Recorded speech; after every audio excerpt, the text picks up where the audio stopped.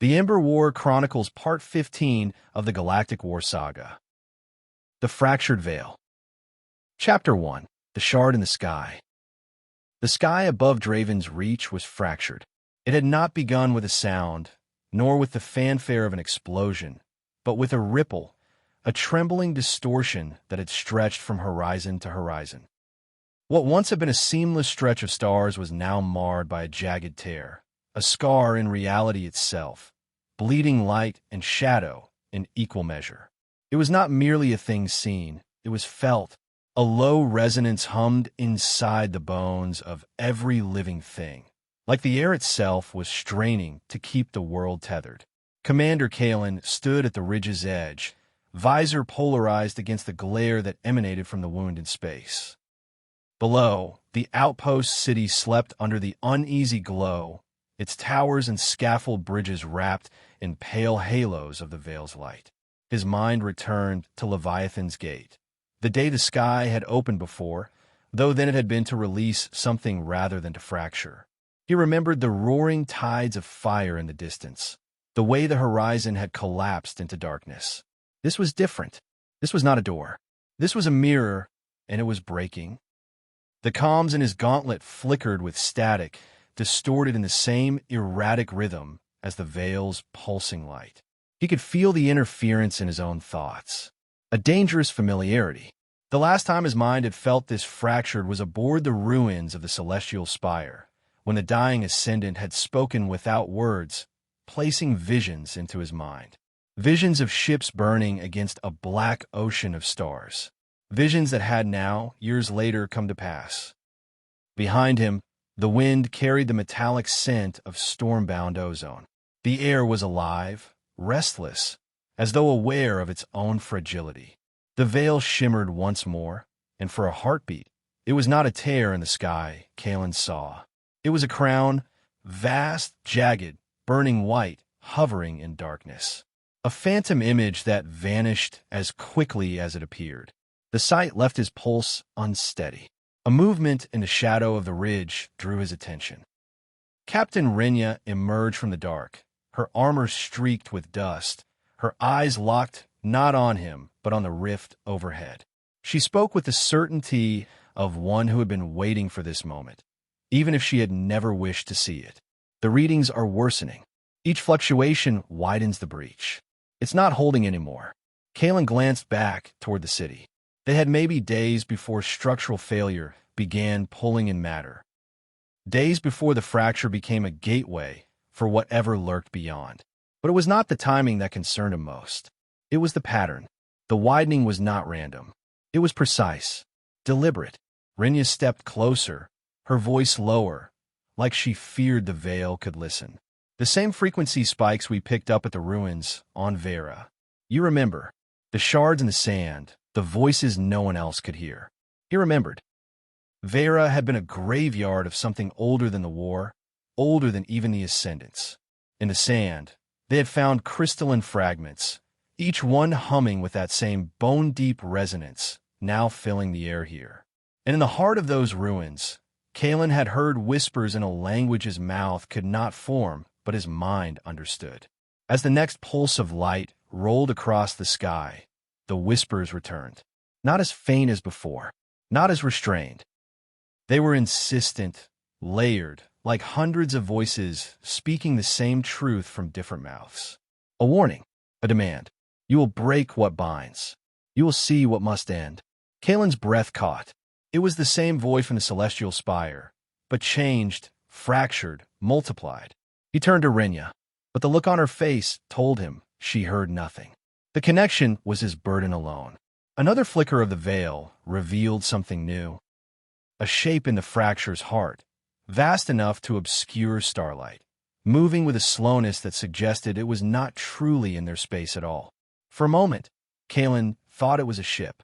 Then it turned, and he realized it was looking back. The hum intensified until his teeth ached. He took a step back without meaning to, his boots grinding against the loose stone at the ridge's edge. The shape faded again, but the pressure in his mind did not. Renya's report broke through his thoughts. Command wants us to withdraw from the ridge and fortify the city perimeter.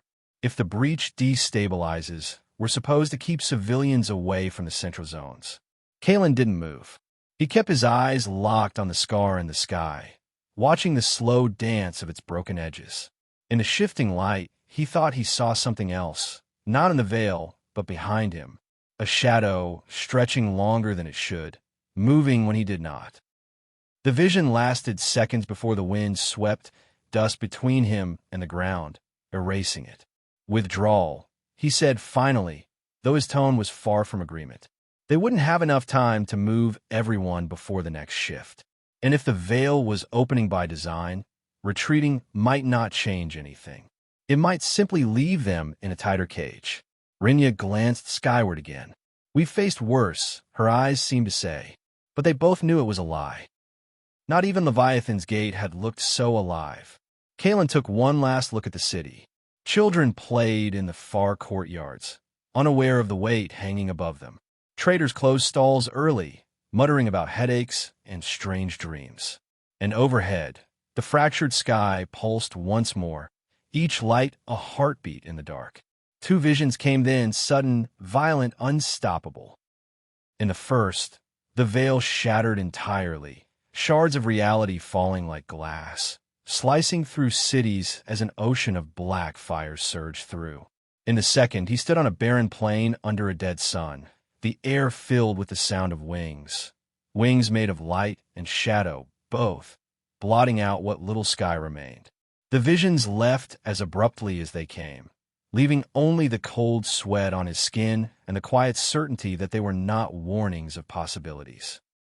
They were certainties of what would be. He turned from a ridge, his voice steadier than he felt.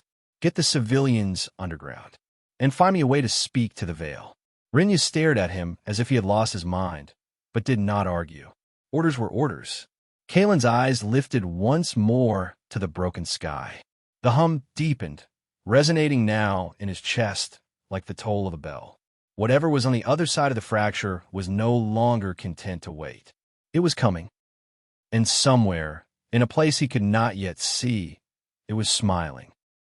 Chapter 2, Ash in the Wind. The horizon burned with a muted glow, as if the sun itself had been smothered beneath layers of ash. Vera stood on the jagged ridge, her cloak snapping in the wind, eyes tracing the ruin below. The once green valley had been stripped bare, the river reduced to a trickle of blackened water that stank of iron and decay. No bird sang here. No insect stirred. It was as though the land itself had given up. Behind her, Kael climbed the last stretch of the ridge, boots crunching on loose rock. His breathing was heavy, but not from the climb.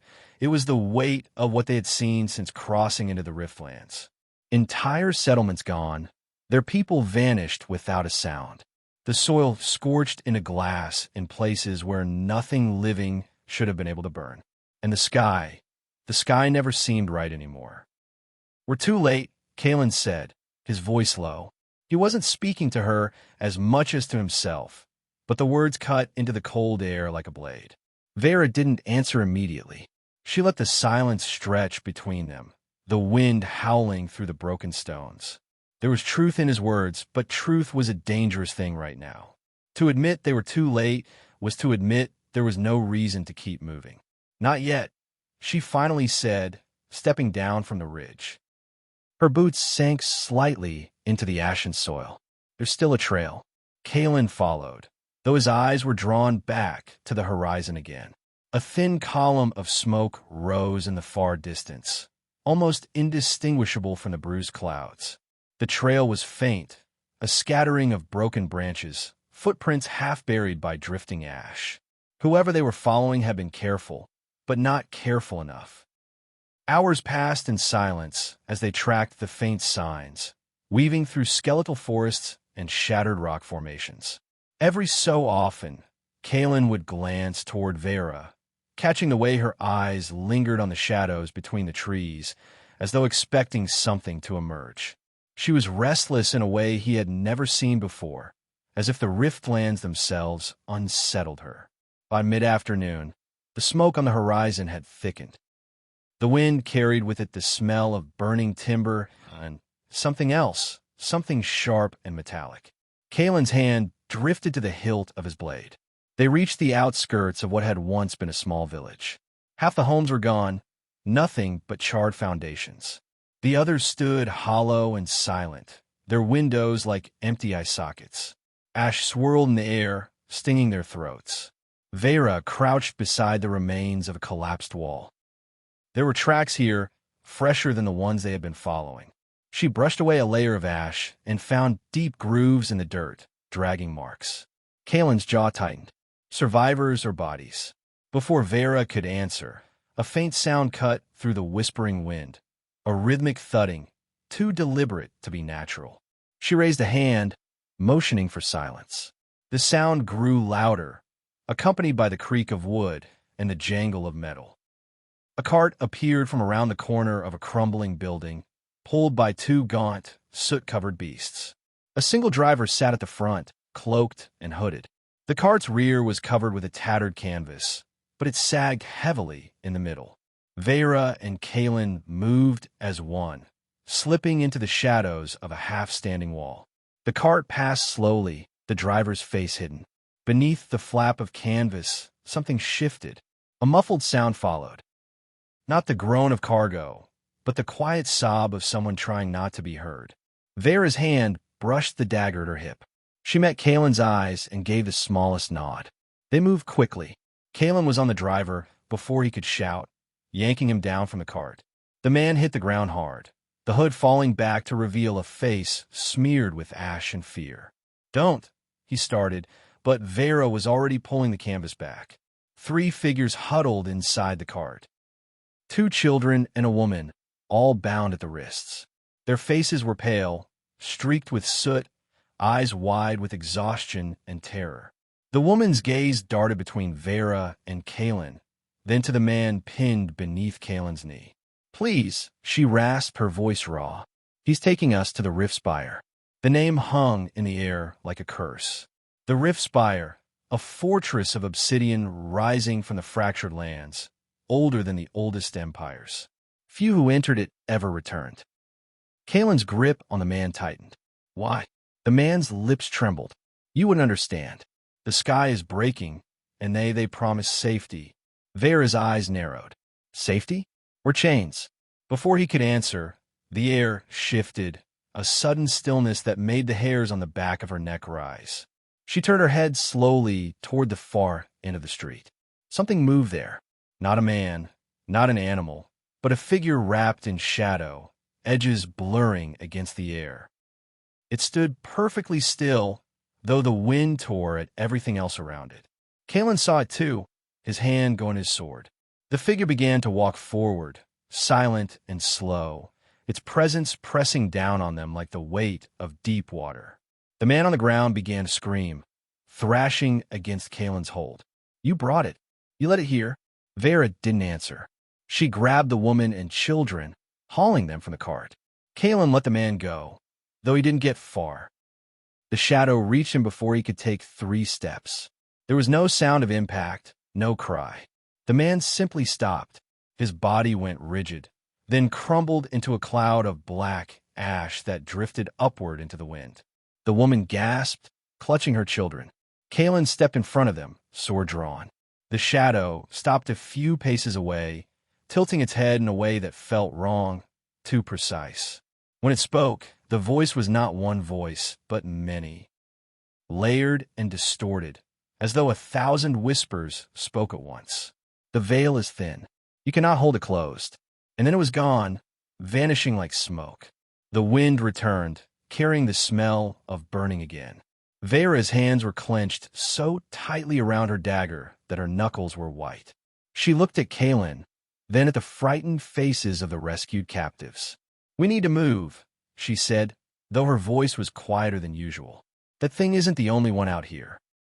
They left the ruined village quickly, moving through the blackened trees until the smoke was behind them. But even as the shadows lengthened and the first stars emerged, the words of the thing in the street clung to them like frost. "The veil is thin." Vera knew what it meant, and if she was right, they were running out of time. Chapter 3. Whispers Through the Rift.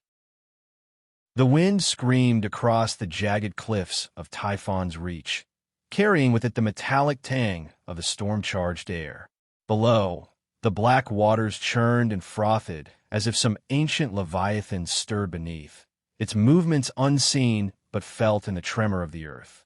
The sky was torn by veins of electric light that pulsed through the storm front, and for a heartbeat, Elric could swear he saw shapes moving inside those cracks of brightness, too fast, too alien to belong to the natural world.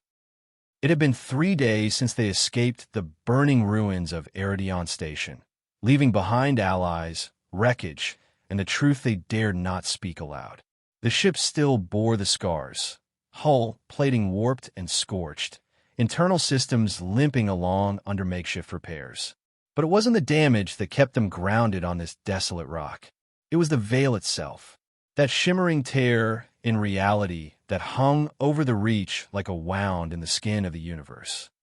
It pulsed in silence, a thin curtain of light and shadow, as if the rift were breathing. And from it came whispers, not carried by air or sound, but sliding directly into the mind, bypassing all defenses. Kaelin sat near the edge, legs crossed, hands on his knees, his eyes unfocused.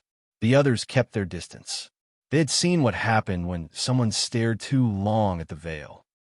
How the mind bent, how memories twisted, how even the strongest found themselves shaking and muttering things they didn't remember saying. But Kaelin wasn't staring into it. He was listening. "You should not be here." The voice came, not in words but in the raw pulse of thought. "The fracture grows. You cannot hold it closed." He didn't answer, though the urge was there. His breathing slowed. He let the words, or whatever passed for them, pass through him, seeking meaning in the flood. There were others in the noise now. Some felt ancient, cold as the dark between stars. Others felt desperate, urgent, as if clawing to be heard before the silence claimed them. Behind him, footfalls approached, crunching on the brittle stone. Elric's voice, low, edged with the kind of restraint that came before frustration. "You've been here too long. The others are worried." Kaelin opened his eyes and turned. The captain's face was drawn, the shadows beneath his eyes deeper than the day before. Not just from his sleepless nights, from a burden, from the choices he knew they would have to make. "They're not all lies," Kaelin said. Elric frowned. "Meaning?" "The voices. They're not just echoes or tricks of the mind. Some of them are warnings. And some," he hesitated, glancing at the veil, "some are showing me things." "Visions?" Kaelin nodded. "Not all of them make sense. But some." He trailed off, his gaze flicking toward the storm. For a moment, the lightning illuminated the far horizon. And Elric saw it too. A structure rising from the black waters, only for it to vanish again with the next flash. Too far to be natural, too sharp in its lines, too deliberate. "You've seen it before," Elric said quietly. Kaelin's silence was answer enough. They turned back toward the shelter where the others waited. Inside, the air smelled faintly of ozone from the jury-rigged power cells. The hum of the ship's failing systems was a constant reminder of their limited time here. Selera stood over the table, her hands moving across the hollow map of the region. She didn't look up. "We can't stay. Storm or not. The ship will hold long enough to clear the Reach." But every moment here, she broke off when she saw their faces. "You saw something," she said, not as a question. Kaelin stepped forward. "There's a structure out there, beyond the cliffs. I think it's part of the relic network." Solara's brow furrowed. "That's impossible." The Ascendant relics were destroyed during the War of Ashes. The archives lied," Kaelin said flatly. "I saw it, and the Veil wants us to find it." A tension rippled through the room. They all remembered what had happened the last time they followed a vision. The siege of Kaelur's moon, the loss of over 200 lives, the way the enemy had been waiting as if they knew every move in advance. Trusting visions had nearly broken them before. And yet, the stakes now were different.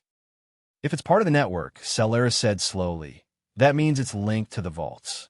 And if the vaults are active, they could be fueling the fracture," Elric finished. The unspoken weight settled over them all. The fracture was growing faster than they had been told, faster even than the Ascendant's old predictions had allowed. If the vaults were feeding it, destroying them might be the only way to keep the universe from splitting apart entirely. But Kaelin's mind was elsewhere. The visions from a veil were still burning behind his eyes, images layered atop one another. He saw the structure again, but this time it was burning. Figures stood in the firelight. One of them was him. Another wore the armor of the old guard, their face hidden. And beyond them, something vast moved in the shadows, reaching out with hands of light and darkness both. And a voice, not the chaotic whispers, but something singular, cut through it all. When the veil shatters, the first to cross will be the last to return. The meaning was clear, though he wished it wasn't. Elric caught the look in his eyes. How bad? Kaelin swallowed. Bad enough. Outside, the storm was changing. The lightning no longer forked randomly, but followed paths, drawing patterns across the sky like symbols on a map. And deep within the rift, the light was no longer steady. It pulsed faster now, as if it had noticed their attention and was answering in kind. Selera looked to Elric. If we're going, we go now, before the storm traps us here. Kaelin's gaze drifted once more to the horizon. The vision had felt real enough to burn into his bones. Whatever waited beyond those waters wasn't just a relic. It was a key or a lock. And somewhere deep inside, a small voice, his own or the veil's, he couldn't tell, whispered that once they turned toward it, there would be no coming back. Chapter 4.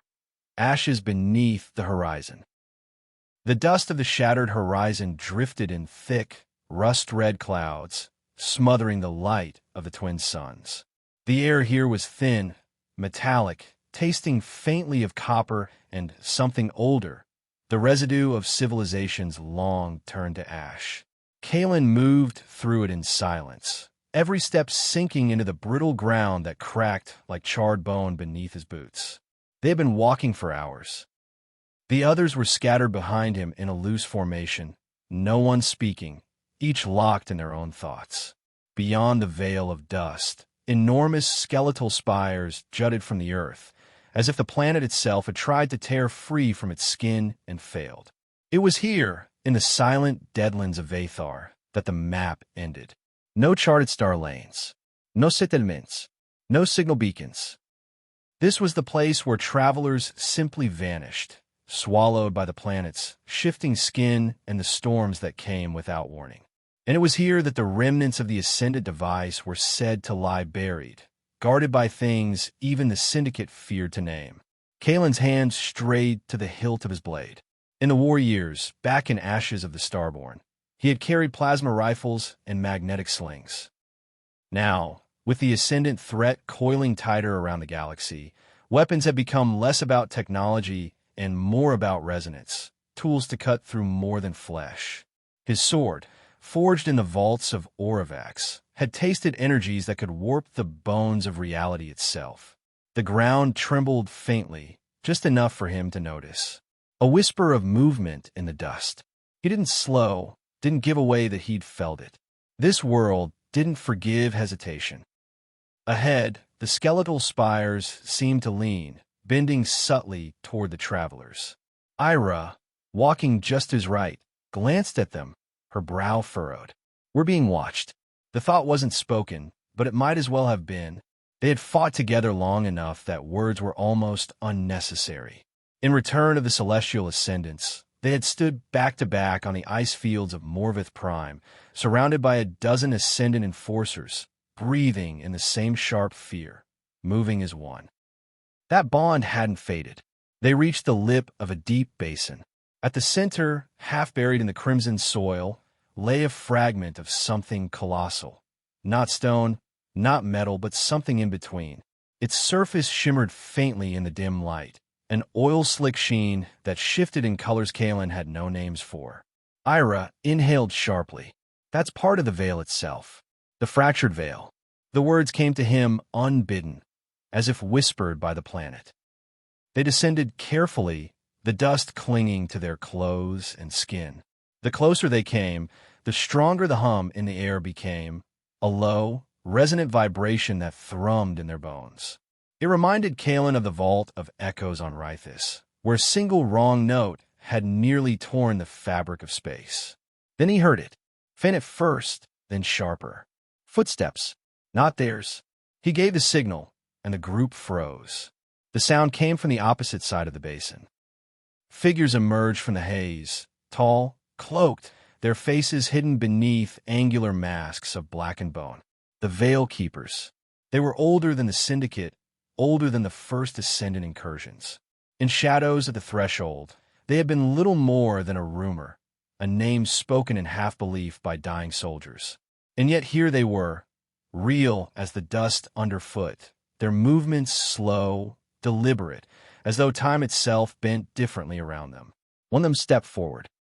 The mask tilted slightly, studying Kaelin.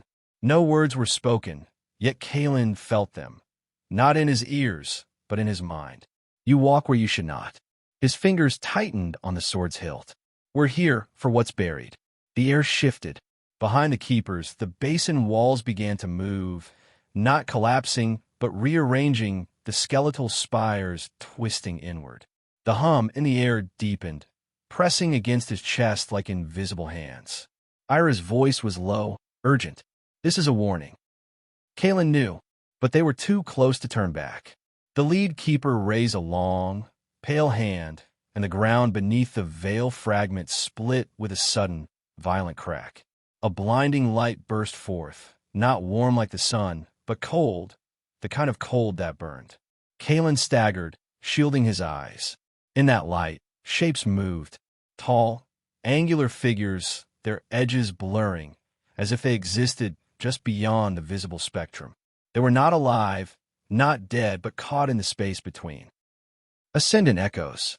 The keepers began to chant, their voices low and layered, like the sound of stone grinding against stone. The light grew sharper, the air heavier, the hum now a roar inside Kaelin's skull. He stepped forward anyway. A sudden image flashed in his mind, unbidden, violent. A future that wasn't here yet.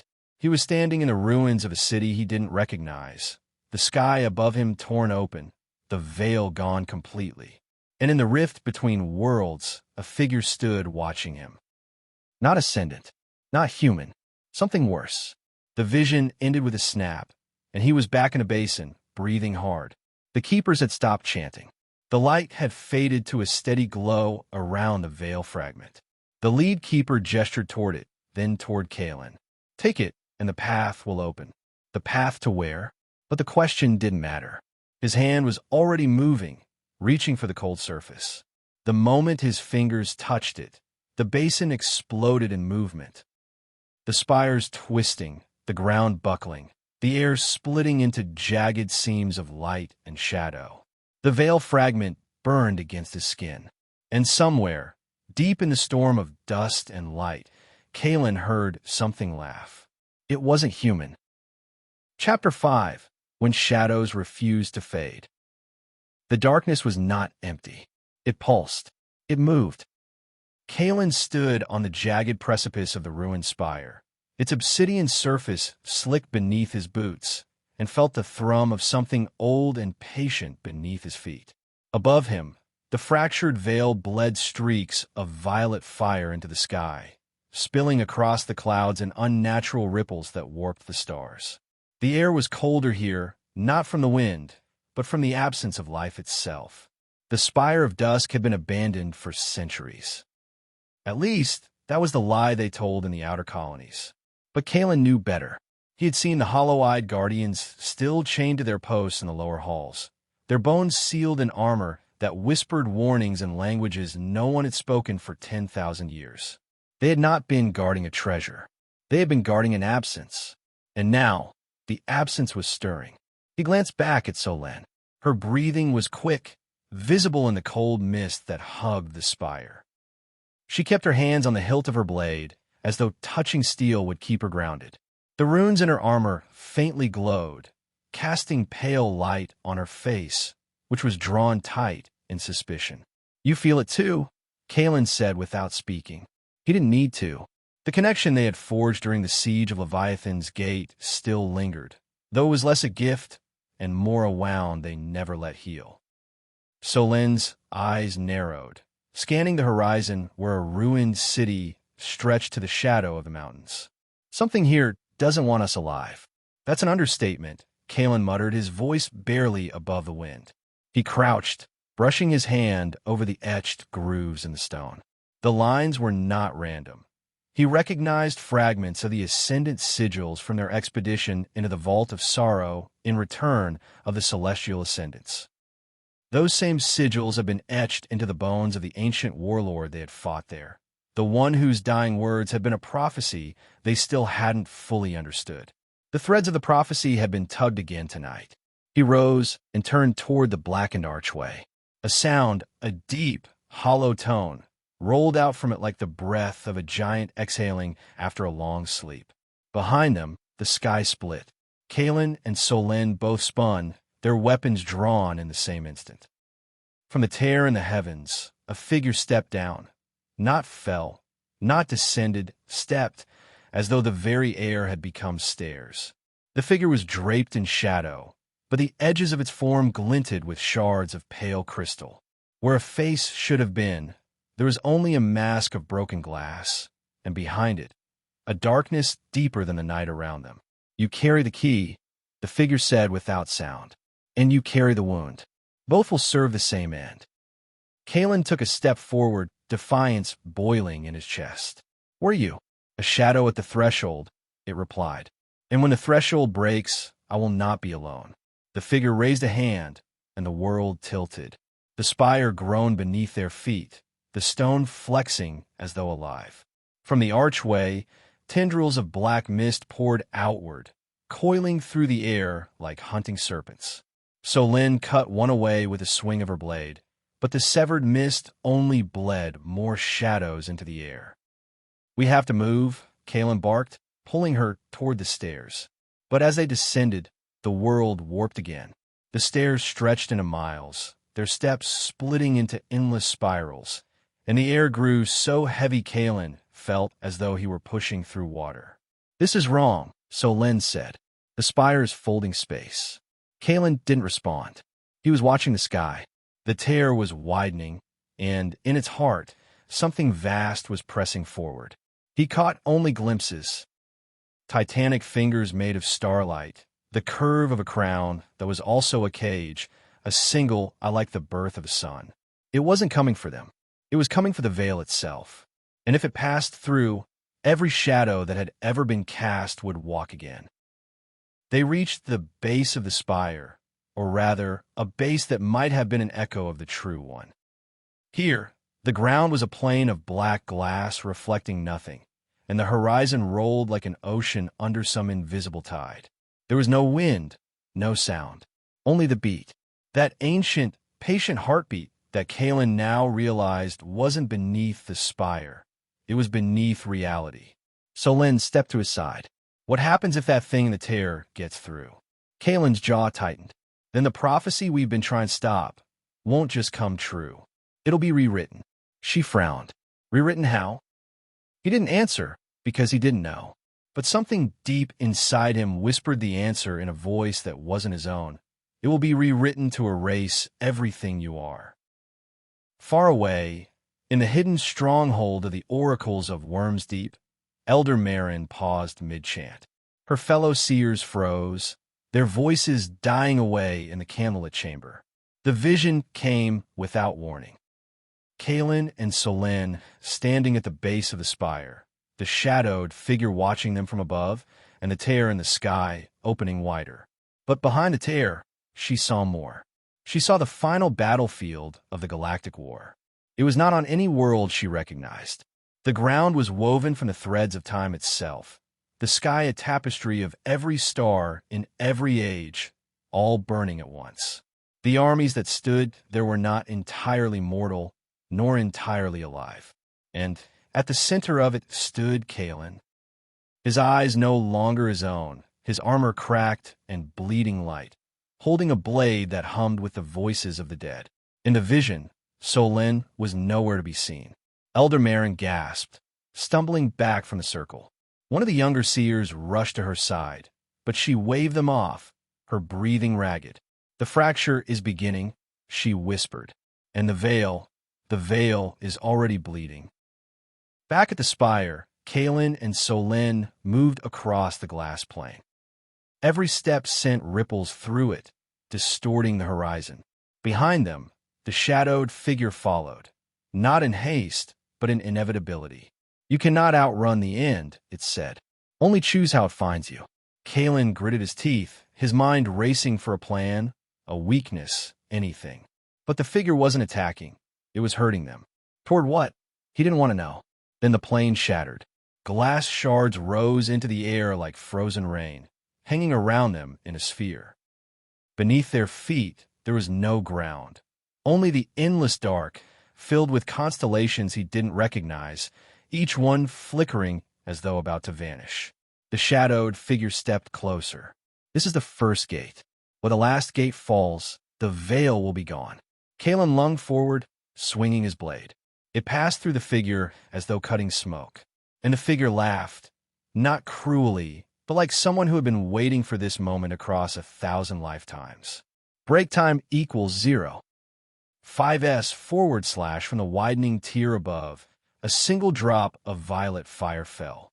It struck the air before them, exploding into a ring of light that expanded until it engulfed everything. Kaelin reached for Solin, but she was already dissolving into light. His last sight before the ring swallowed him was the shadowed figure, turning its glass mask face toward the sky and whispering something to whatever was pressing against the veil. Welcome home. Chapter 6. Echoes through the rift. The light dissolved everything. Kaelin's vision swam with violet fire and silver shadows, the glass plane fracturing into infinite shards that rotated around him like a galaxy collapsing in on itself. The heat of the impact wasn't fire, it was memory. Each shard carried echoes of the past, fragments of battles he had fought, friends lost, betrayals he had witnessed. The star-forged throne, the citadel, the maelstrom, every scar the galaxy had borne over centuries now pressed against him in a single, unbearable moment.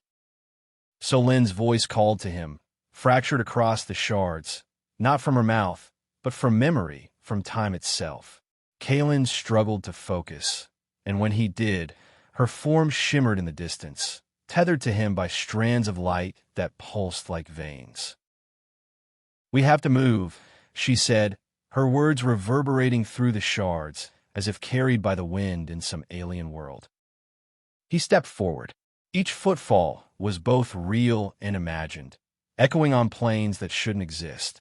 He felt the weight of every choice he had made, every alliance, every battle, every weapon drawn against friend or foe, and it pressed upon him with the gravity of a star. This place was not a battlefield. It was a nexus, a convergence of all that had been and all that might be. Kaelin reached for her hand, and the strands of light between them tightened. Solin's eyes held something he hadn't seen before. Fear, yes, but also recognition. Recognition of what they were about to face. From the rift above, the shadowed figure hovered, its form stretched and distorted by the energy bleeding from the tear. It watched them, not as predator or judge, but as a sentinel marking time itself. The shards around Kaelin reflected glimpses of the figure in multiple moments, multiple possibilities. In some, it was gone. In others, it smiled. "We have to get to the center," Kaelin said. The center. He didn't know what that meant, only that he had felt the pull from the moment the artifact had awakened in the citadel. All the premonitions, all the warnings, all the signs pointed to a singular locus of power, a place where the Riftborn and the Star-forged artifacts converged. The shards parted as they moved, opening a corridor that didn't exist a moment ago. The corridor twisted, and every surface reflected history and possibility. Kaelin saw himself falling from the deck of the Eclipse's edge during the battle at the Maelstrom, heard the final cry of Admiral Karath in the Crucible of the Forgotten, glimpsed the Ascendant Elder's warning from Starborn Vale, and even brief flashes of Solin standing alone on the Citadel's highest spire. All of it was here. All of it mattered. But the corridor wasn't stable. Every misstep twisted the space further, folding the path back onto itself, creating illusions that could trap them for centuries. Kaelin's grip tightened on his blade, not to strike, but to anchor himself in what was real.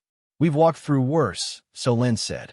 Her voice was calm, though the tension in her shoulders betrayed her. "Remember Leviathan's Gate? Remember the Citadel?" "Yes," Kaelin said. "Every battle, every betrayal, every victory, all of it led here." A tremor ran through the corridor, and the shards vibrated with a sound that was more felt than heard.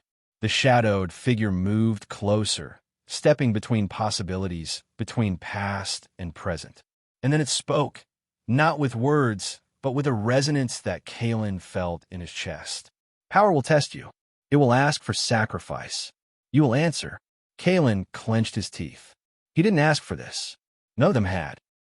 Yet here they were, on the knife edge of the universe, tasked with confronting a force older than the star-forged throne itself. Time fractured again. Kaelin saw the eclipse's edge under siege by the Obsidian Covenant. He saw the maelstrom shatter beneath waves of ion storms. He saw Rena Drax fighting for her life against mercenaries who had long been dead in the present. All of these were echoes. All of these were possibilities that could be rewritten by the forces gathering at the rift. The corridor ended in a chamber that was impossibly vast. The floor was black crystal, absorbing light and reflecting nothing. The walls were impossible angles, bending the mind, and in the center, a pillar of violet energy spiraled upward into the rift, connecting heaven and ground, past and present, life and death. The artifact. It was not the same device they had recovered. It had grown, or perhaps the rift had amplified it. The hum was deafening, resonating not in their ears, but in their bones. Kaelin felt it pierce through him, a mixture of exhilaration and terror, a voice in a language older than memory whispering promises and threats in equal measure. Solen stepped forward. "We touch it," she said, "or at least we channel it." Kaelin's hand hovered over the pillar. He felt the pull of every past choice, every friend lost, every enemy vanquished, and he felt the pull of the future. The two premonitions that had haunted him since the siege at Leviathan's Gate. The first, the eclipse's edge exploding in the void, a result of their misuse of the artifact. The second, Solen alone, wielding a power so great it could unmake or remake the star-forged throne itself. He swallowed. The corridor twisted once more. Every shard reflected possibilities, but some were fixed, unchangeable. He realized that the artifact was not testing them.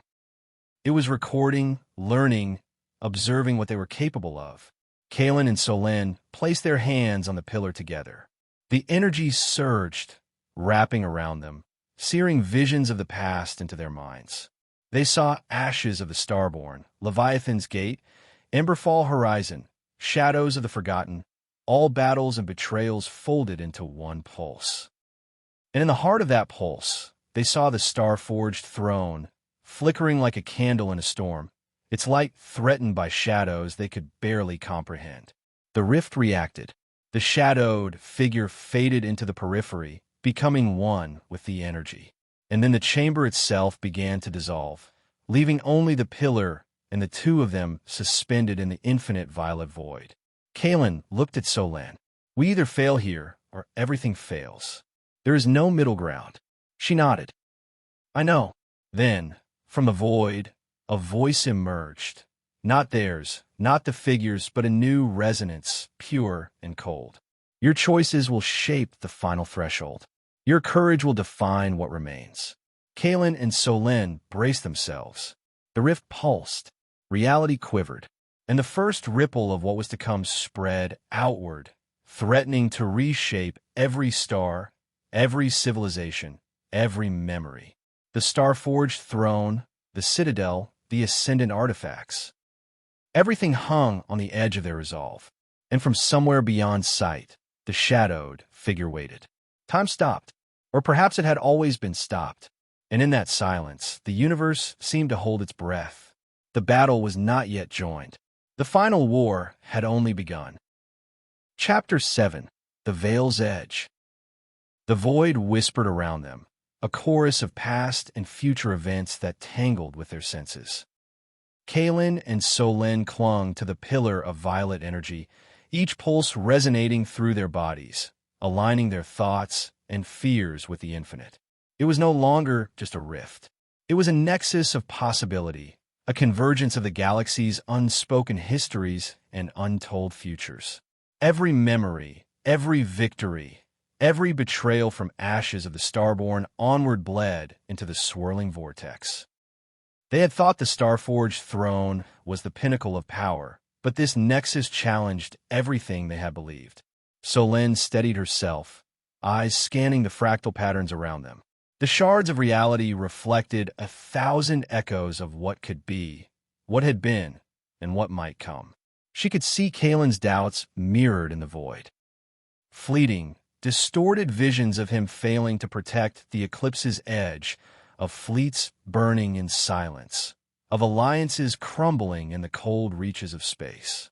"We can't falter now," she said, her voice firm despite the resonance tugging at her mind. "Every ripple in the rift is a thread in the tapestry. One misstep, and we unravel everything." Kaelin nodded. "I've seen enough threads to know that our choices will not only determine survival, but define what the galaxy remembers."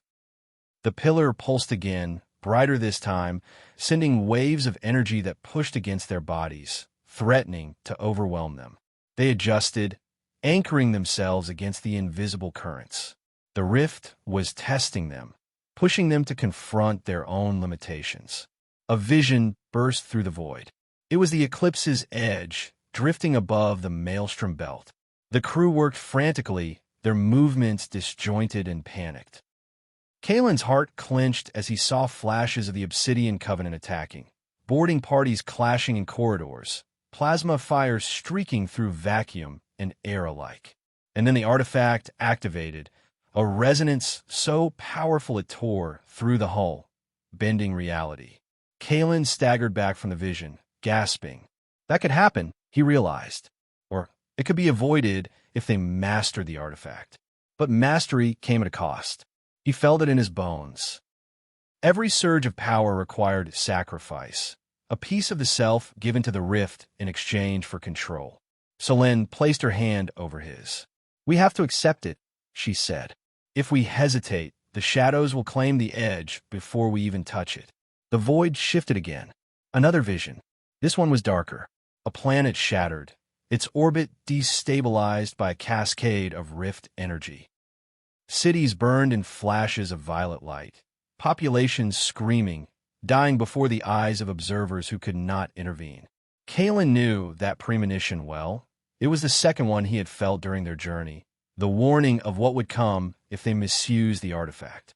"We have two paths," he whispered. "One leads to salvation. One leads to ruin." The pillar pulsed, and they were drawn closer. Energy seeped into them, not just physically, but mentally. They felt the thoughts of those long gone, of ascendants and veilborn, of leaders and rebels who had shaped history. The artifact remembered, recorded, and even judged. Their presence was a test. A new figure appeared in the void. Unlike the shadowed sentinel, this one was human in form, but luminous, almost transparent. An ascendant elder, long believed lost, hovered at the periphery of the nexus. Kaelin's pulse quickened. Mira had spoken of fragments, of legends that hinted at the elder's survival. He hadn't imagined this. The elder's gaze settled on them, a silent assessment that reached beyond sight, beyond comprehension. A voice, ancient and resonant, filled the chamber, not as sound but as awareness. Power carries responsibility. It bends reality and exposes truth. Misuse it, and the fracture deepens. Kaelin and Solen absorbed the warning. It wasn't a threat, it was a guide. But the guidance carried weight, and they knew the rift would not forgive mistakes.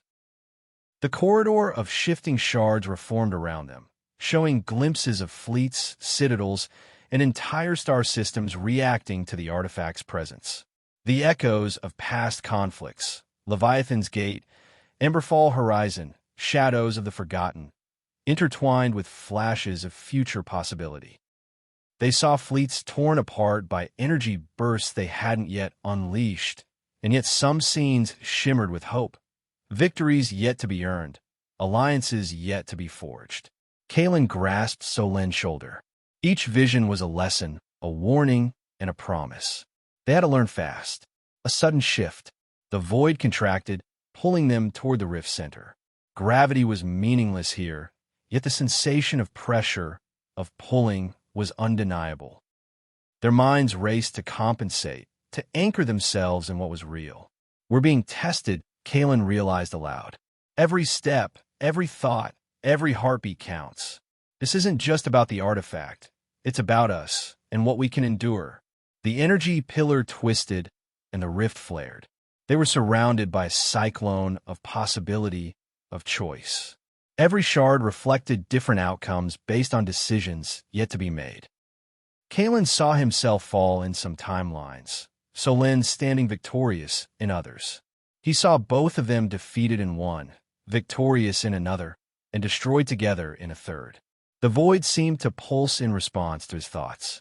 The Nexus was aware of them, shaping itself based on the courage, the fear, and the resolve they brought into it. Kaelin steadied himself, breathing deep. "We control nothing here, only ourselves." Solen nodded. "Then let's choose carefully." They moved together toward the center, each step a deliberate act against the rift's pull.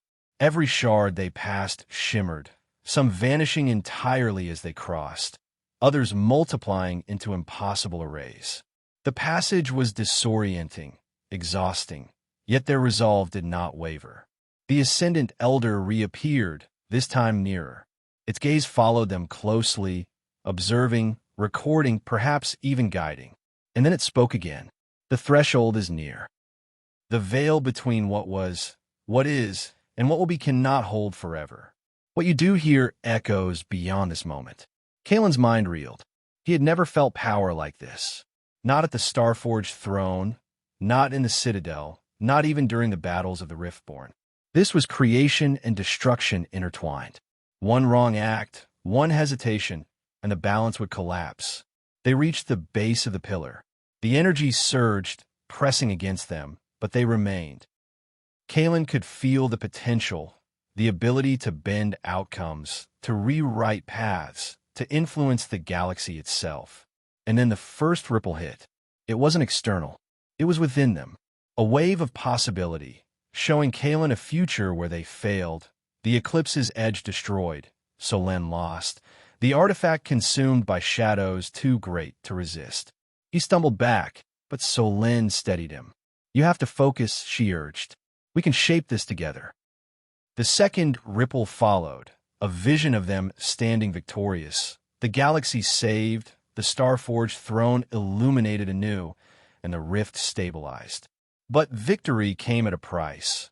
Alliances shattered, civilizations forever changed, and powers awakened that might never be contained. Kaelin knew the truth. The choice was theirs, but the cost would be immense. The corridor expanded, and the void seemed to hold its breath. The Nexus awaited their decision.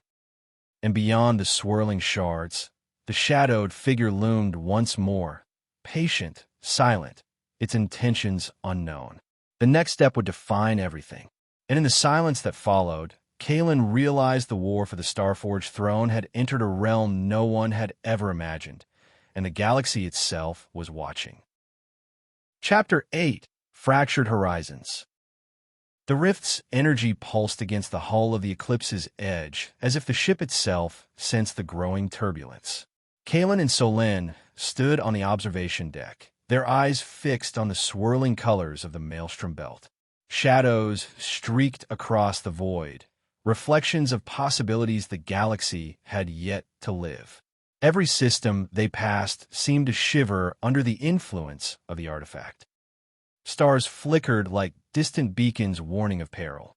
Uncharted worlds trembled in the gravitational eddies radiating from the rift. Kaelin could feel the weight of the future pressing against him, a pressure he had never experienced, not even during the battles for Leviathan's Gate or the ashes of the Starborn. We've seen what it can do, so Lyn said softly, but now we must understand why. Kaelin's jaw tightened. Understanding was the first step. Mastery would be another. But with every pulse from the artifact, every ripple from the Nexus, the galaxy itself seemed to resist their intrusion. It was alive, aware, and not entirely benevolent. In the ship's command center, Lieutenant Mira Solin pored over the data from the artifact, cross-referencing ancient Ascendant scripts and fragments of the Veilborn codices. The patterns were dizzying. The artifact didn't just manipulate energy, it manipulated reality itself. Time, space, memory, even perception could be twisted and bent to its will, or to the will of those who could command it. We are tampering with forces older than any known civilization, Mira said, her fingers tracing a series of interlocking symbols. Every calculation, every projection, only scratches the surface. Kaelin stepped closer, feeling the heat of her determination. We've faced impossible odds before, he said.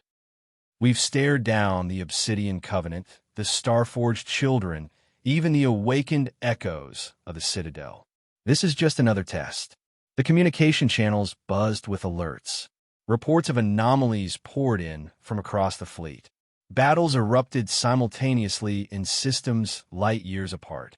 Unstable energy fields caused ships to vanish, only to reappear with their crews disoriented, as if their memories had been rewritten.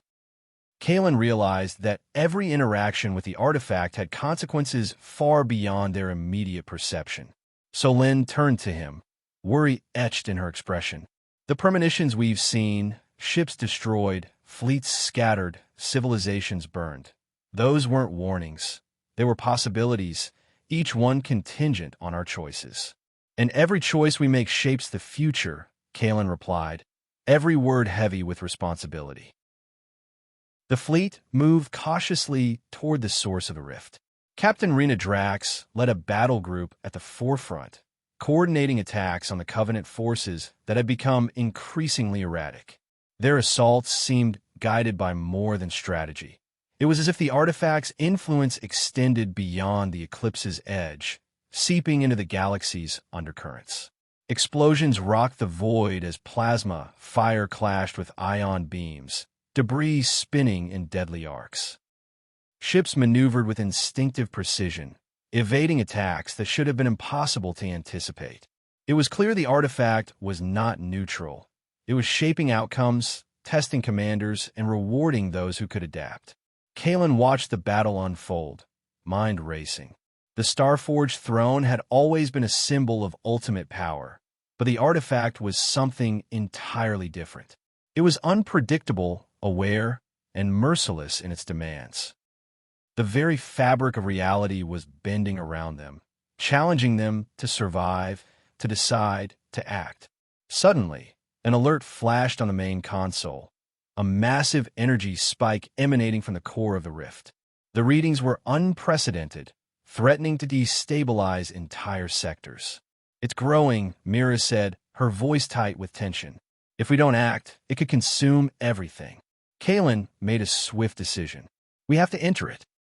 The fleet will follow, but the artifact must be contained, or the galaxy itself will pay the price. The journey toward the rift was harrowing. Gravity distorted, spatial anomalies tore at the ship's hulls, and temporal distortions caused repeated echoes of past events to flicker across the void. Kaelin witnessed moments from Emberfall Horizon replayed alongside shadows of the forgotten, fragments of history colliding with visions of what might come. He saw the destruction of key stations, the rise of new alliances, betrayals that had yet to happen. Every image demanded a choice, and every choice bore weight. The rift wasn't just a physical phenomenon. It was a moral crucible, a test of judgment as much as strength. Solin's presence beside him anchored him. We've crossed thresholds before, she reminded him.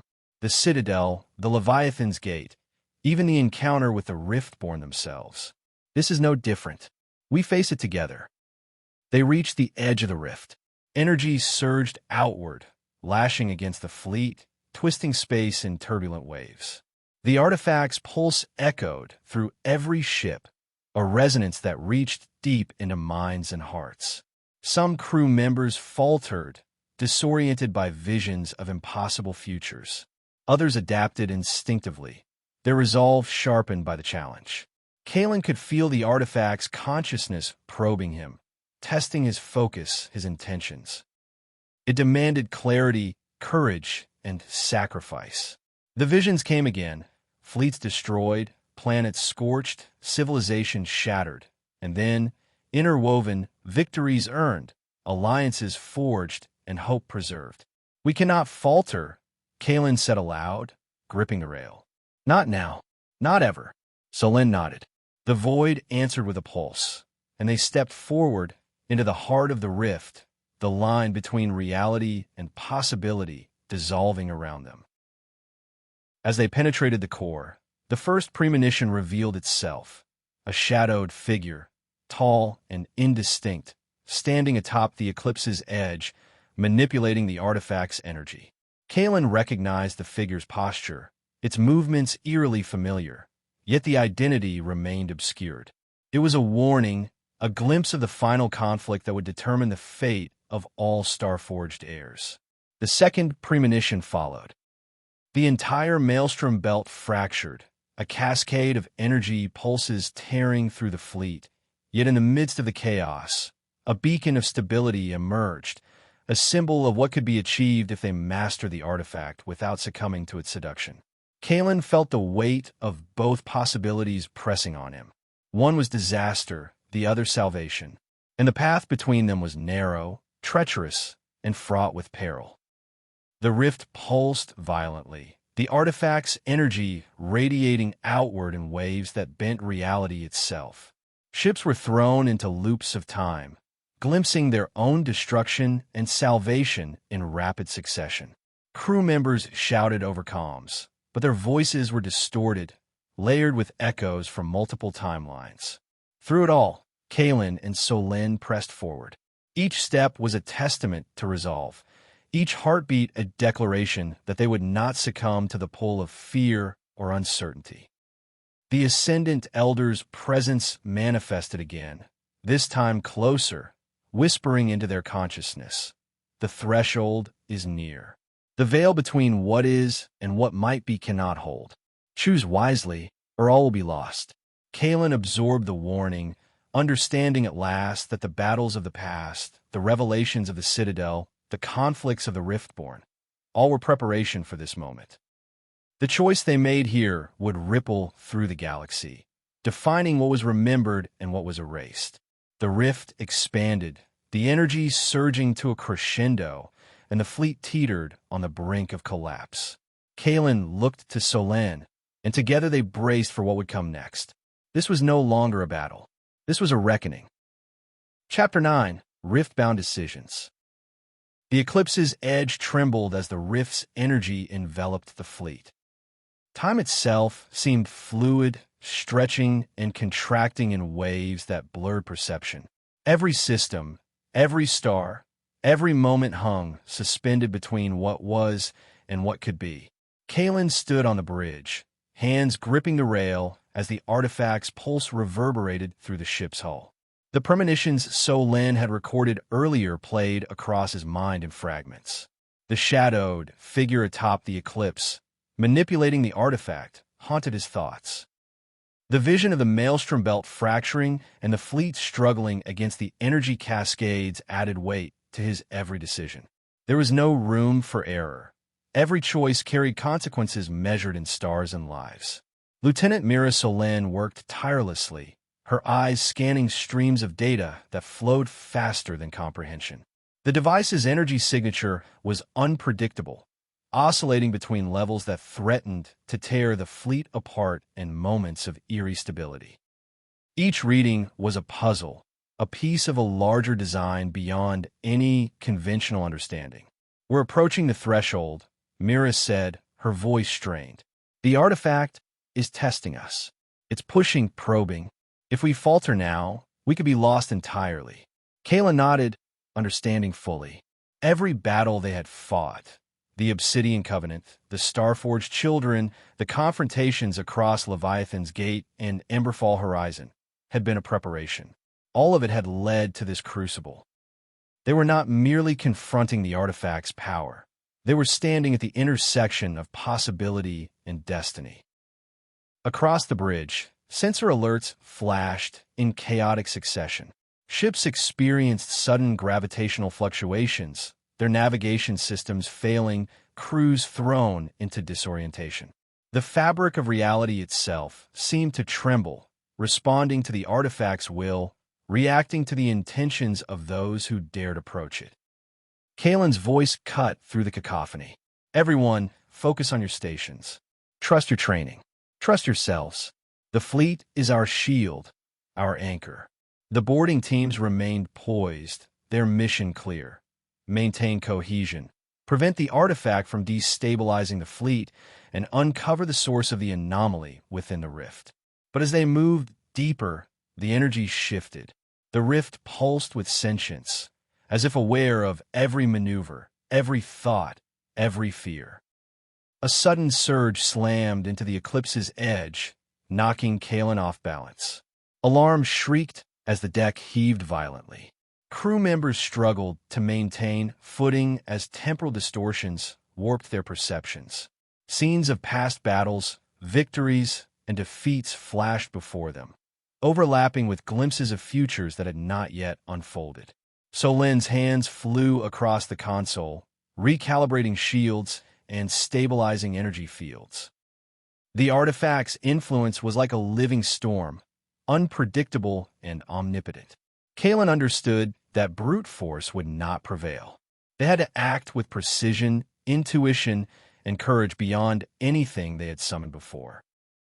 The rift's core opened like a black eye in the void, and a corridor of energy extended from its heart, spiraling outward like a tunnel of impossible geometry. Through it, Kaelin could see fragments of space-time folding, glimpses of worlds in chaos, ships frozen mid-battle, and cities suspended in collapse. It is testing us, he realized aloud. Testing our resolve, our unity, our worthiness. Captain Rena Drax's voice came over comms, calm but firm.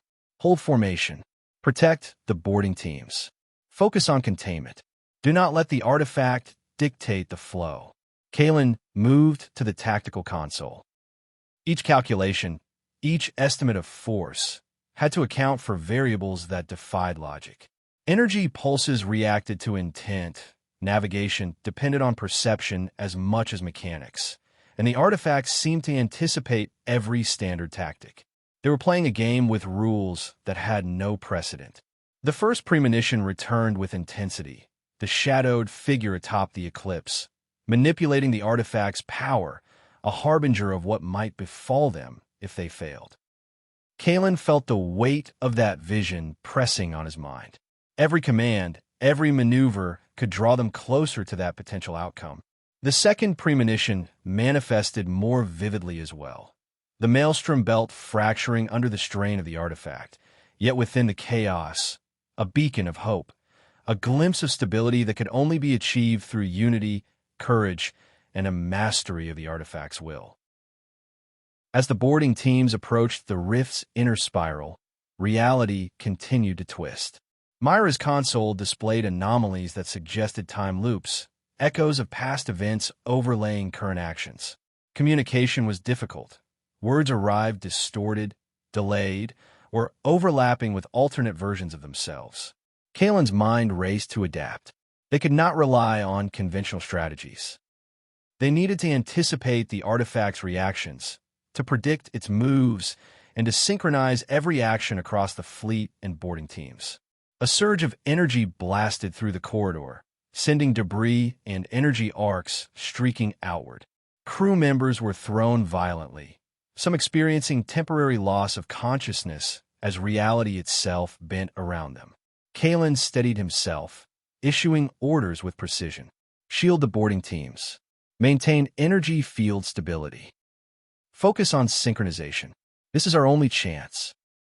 The boarding teams reached the heart of the rift, the space around them folding in ways that defied logic. Structures appeared and vanished. Floating fragments of what could be cities or space stations shimmered in the void, and time seemed to flow unevenly, dragging moments into elongated stretches or compressing hours into seconds. Lieutenant Solin's voice trembled as she read the latest data. "The artifact's energy is reacting to our intent," she said. "It mirrors thought and desire, amplifies fear and courage alike. If we falter, the consequences will ripple through the galaxy." Kaelin felt the truth of her words. The artifact was not just a weapon or a tool. It was a crucible, a living challenge that demanded more than strength.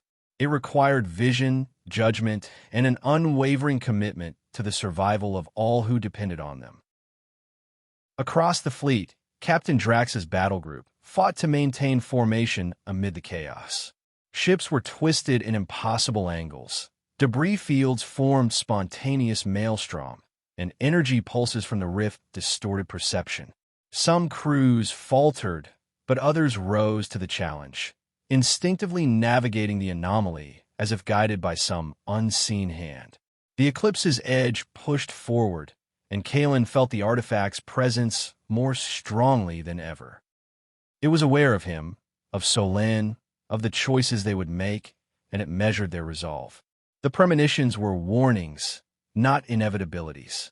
The path forward required courage, unity, and the ability to act when the line between possibility and reality was blurred beyond recognition. Kaelin knew that the next decisions would define not just the outcome of the current conflict, but the fate of the entire galaxy. The rift pulsed violently, the heart of the anomaly radiating energy that threatened to tear the fleet apart. Crew members shouted over the distorted communications network, their voices layered with echoes from multiple timelines. Kaelin gritted his teeth, steadying his mind. They could not falter. Not now. Not ever. Solin's eyes met his, and in that brief instant, understanding passed between them. They were the only anchors in a universe unraveling, the only hope in a storm that had no precedent. The rift's energy surged again, bending space and perception around them. The artifact's power was overwhelming, yet Kaelin felt the edge of control, the possibility of harnessing it without succumbing to its seductive pull. The boarding teams readied themselves for the final steps into the unknown. Kaelin felt the tension that coiled in his chest like a living thing, waiting to strike. The fleet held steady, every system aligned, every mind focused. The artifact's pulse intensified, resonating with the hearts and minds of all who approached. Kaelin could feel its awareness probing, testing, and challenging them. The final choice loomed: harness the artifact's power to save the galaxy, or risk everything to preserve what little stability remained. And as the rift expanded, as reality wavered and time threatened to collapse, Kaelin knew the true battle was about to begin. The battle for the very fabric of existence, and the test of whether the star-forged legacy could endure. The galaxy held its breath. The future was in their hands, but the cost of the next step was unknown. The artifact awaited, sentient and unforgiving, ready to judge all who dared approach. Kaelin exhaled, steeling himself. They would not fail. Not now. Not ever. The rift pulsed again, brighter, stronger, and more alive than ever. The choice lay before them, and the consequences would echo across every star, every planet, every life. The Eclipse's edge plunged forward into the heart of the rift, carrying with it the hopes, fears, and courage of all who dared to challenge the unknown. The first echoes of destiny rippled outward. Chapter 10: Shattered Horizons. The Eclipse's edge trembled as the rift's energy coalesced into a vortex of impossible power. Each pulse of the artifact resonated through the ship's hull, through the fleet, through the very air itself, as if the galaxy had become a single organism, and they were all at its heart. Kaelin's hands gripped the command rail, knuckles white, as the weight of responsibility pressed down on him. The future of every system, every world, every life hung in balance. Mira Solin's console flickered violently. Data streams twisted like living serpents, impossible to track, but she moved with precision, her fingers dancing across the interface. The readings confirmed what they already knew. The artifact's energy was sentient, reactive, and aware. It mirrored intention, amplified fear, and rewarded courage. The rift was a crucible, a living test of their resolve. Across the bridge, crew members worked furiously to maintain stability. Shields flared and dipped in response to energy surges. Navigation systems warped under temporal distortions, and communications crackled with the overlapping voices of reality's multiple layers. The very fabric of space and time was unraveling, yet the crew remained anchored, guided by training, instinct, and sheer willpower. Kaelin's mind raced, recalling fragments of premonitions. The shadowed figure atop the eclipse, the fractured maelstrom belt, the beacon of hope glimpsed within the chaos. Every memory, every vision, every warning converged in the moment. They were on the precipice, and one misstep could cascade into catastrophe across the galaxy. The rift's core expanded, a swirling eye of black energy lined with silver lightning that arced unpredictably.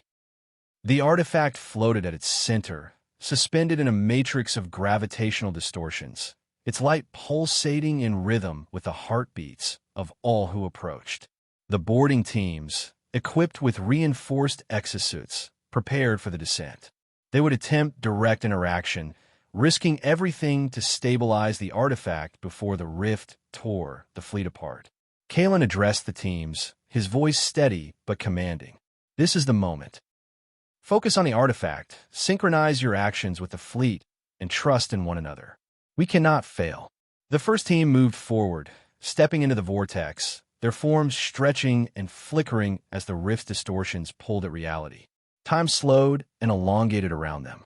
Moments became hours, hours condensed into seconds. Myra's readings confirmed the impossible. They were experiencing multiple timelines simultaneously, each a potential future branching from the artifact's influence.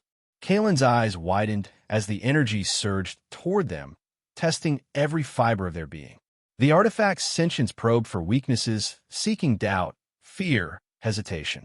It responded to thought, intent, and emotion. Every misstep threatened not just the crew, but the galaxy itself.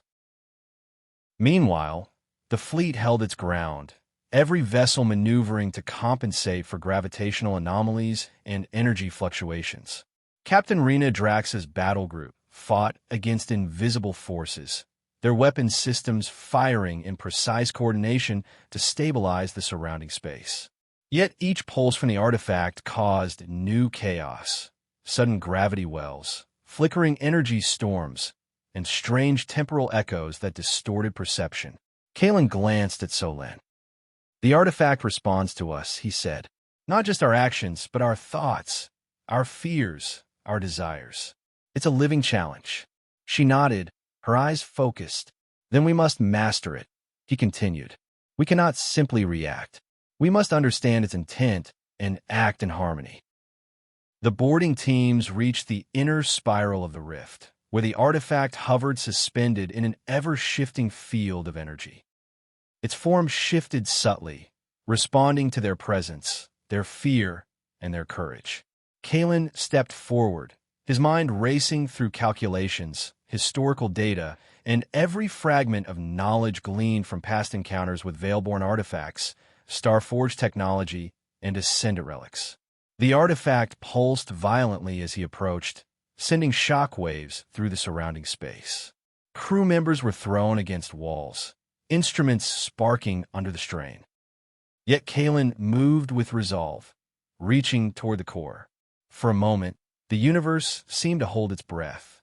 The rift's energy pulsed in tandem with his heartbeat. He could feel the weight of every decision, every battle fought, every alliance forged across the years. The artifact recognized intent, discerned courage, measured resolve. And in that recognition, it offered a choice: power without comprehension or understanding with consequence. The first premonition surged back in clarity, the shadowed figure manipulating the artifact from atop the eclipse. Kaelin understood the warning. The artifact's power could be used to devastating effect if it fell into the wrong hands. The second premonition followed, the maelstrom belt fracturing, but within the chaos, a path toward stabilization, a future shaped by unity and mastery of the artifact. Kaelin adjusted his approach. Rather than attempting to control the artifact directly, he aligned his intent with the fleet, the boarding teams, and Solen's calculations. It was a synchronization of mind, will, and action, a collective harmony designed to stabilize the artifact without succumbing to its pull. The artifact responded, its energy rippling outward in waves of light and force. The rift expanded and contracted unpredictably, yet the fleet and boarding teams moved as one. Temporal distortions stabilized, gravitational anomalies softened, and the pulsing energy became a rhythm they could follow. Then the unexpected occurred. A surge of pure energy erupted from the artifact, forming a conduit between the rift and the eclipse's edge. It was alive, sentient, and aware of every thought, every intention. The surge enveloped Kaelin and the boarding teams, and a vision of impossible magnitude filled their minds. Galaxies forming and collapsing, civilizations rising and falling, the delicate balance of existence laid bare. Kaelin felt the artifact probing, testing their collective resolve. It offered glimpses of power, untold possibilities, and the temptation to reshape reality itself, but also revealed the cost. Misuse, imbalance, or misjudgment could unravel the very fabric of existence. Solen shouted over the comms. Focus on the synchronization. Align with the fleet. Trust the calculations. Kaelin moved, directing energy flows, channeling intent, and coordinating actions across space and time. The artifact pulsed in recognition, responding to their unified will. Suddenly, a tremor shook the rift, stronger than any before. The artifact reacted violently, projecting waves of energy that threatened to disintegrate the boarding teams. Crew members clung to structures, exosuits straining under the pressure. Instruments overloaded, alarms blaring as the ship fought to maintain integrity. Kaelin knew they had only seconds to act. He initiated the final phase of synchronization, directing energy from the fleet to stabilize the rift while guiding the boarding teams to channel the artifact's power through collective focus rather than individual will. A blinding light engulfed the inner spiral. Time and space warped around them. The artifact responded, reshaping the rift, bending the energy, and forming a temporary balance that held against chaos. But in that instant, Kaelin saw it, a shadow moving at the periphery of perception. The premonition fulfilled. The figure from the visions had emerged, stepping from the void with mastery over the artifact's force. The figure's presence was overwhelming. Every instinct, every calculation, every plan suddenly seemed fragile. Its intent was clear. Seize the artifact, reshape the galaxy, and undo everything they had fought to preserve. The boarding teams froze, caught between stabilization and confrontation. Kaelin's heart pounded. The artifact pulsed violently, responding to the new presence, testing the boundaries of power and intention. We hold the line, Kaelin said, voice steady despite the rising tension. We cannot falter. Not now. Not ever. The figure advanced, shadows stretching across the rift, and the universe seemed to pause, holding its breath for the inevitable clash. The artifact's energy coalesced around them all, reacting to courage, fear, and the will to survive. Kaelin's mind raced, recalling every battle, every strategy, every lesson learned across the years. The future of the galaxy hinged on the next few moments. And then, as the figure extended a hand toward the artifact, the rift pulsed with an intensity beyond comprehension. Reality itself fractured in flashes of impossible geometry. Kaelin braced, knowing that the next instant would determine the fate of all worlds. The universe shivered. The artifact shone with pure, sentient light. And then, Everything went black. The last thing Kaelin felt was the pull of the rift, the sentience of the artifact, and the unrelenting awareness of the shadowed figure. The galaxy's fate hung suspended, caught between power, choice, and the unknown.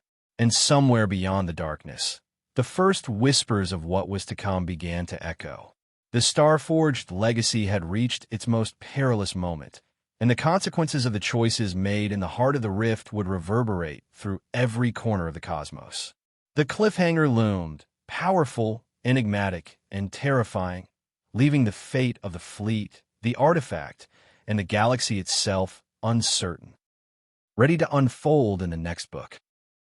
Don't forget to subscribe and follow along for the next part of this epic war series.